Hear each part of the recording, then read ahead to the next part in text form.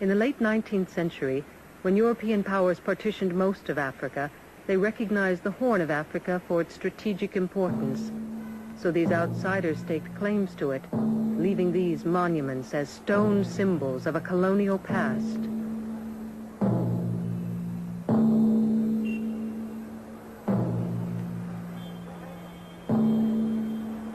In the Horn, Britain, Italy, and France joined the ancient African empire of Ethiopia in dividing up vital Somali grazing lands. For Somalia, the time is ripe for someone to lead this nomadic society, suddenly faced with intruders intent on colonizing them. Somalis are a religious people. The leader who steps forward is a Muslim teacher named Mohammed Abdullah Hassan. In 1895, Mohammed Abdullah Hassan returns to Somalia from the holy city of Mecca, bringing with him a clear vision of the power of simple faith. He is considered a Sayyid, or Holy One. The Sayyid starts denouncing his countrymen who cooperate with such colonial authorities, urging all Somalis to work together as Muslims. If the land is your land, why aren't you its government? If Islam is your religion, why do you submit to infidel overlords? His message inspires many to join him. They become the dervishes, a movement of devout Muslims dedicating their lives to the service of God and community. Their units repel Ethiopian soldiers who have plundered Somali villages. In 1899, the British receive a defiant letter from the Sayyid, challenging their very presence. Now choose for yourselves. If you want war, we accept it. But if you want peace, you must pay us a protective tax. Relations deteriorate. Britain proclaims the Sayyid to be a rebel of the empire. To the imperialist mind, his rejection of colonialism confirms his madness.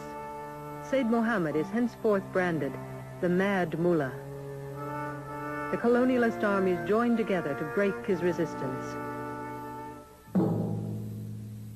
The British mount numerous expeditions against the Somali dervishes, mobilizing a multinational force of Asians, Europeans, and other Africans.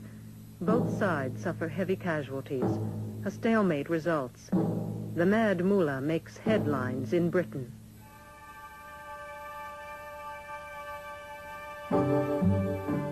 The Sayyid addresses an open letter to the English people. I wish to rule my own country and protect my own religion. We have both suffered in battle. I have no forts, no houses, no cultivated fields, no silver or gold for you to take. All you can get from me is war, nothing else. If you wish peace, go away from my country to your own. Weary Italians and British negotiate a ceasefire with the Sayyid, allowing his dervishes a territory in the interior. They regroup and create councils to advise their guerrilla army and its civilian supporters. In 1910, Britain reluctantly withdraws her forces to the northern coast. Before leaving, arms are distributed to so-called friendly clans, thereby reigniting old rivalries. The British quickly realized their withdrawal was a mistake. They create a camel corps to patrol coastal areas. In 1913, its commander, Captain Richard Corfield, disobeys orders and leads an attack against the dervishes. Corfield is killed, his forces annihilated. Sayyid Mohammed commemorated the dervish victory with a poem. You have died, Corfield, and are no longer in this world. A merciless journey was your portion. In that other world, tell your companions how God tried you, and say how the dervishes were like thunderbolts of a storm, rumbling and roaring.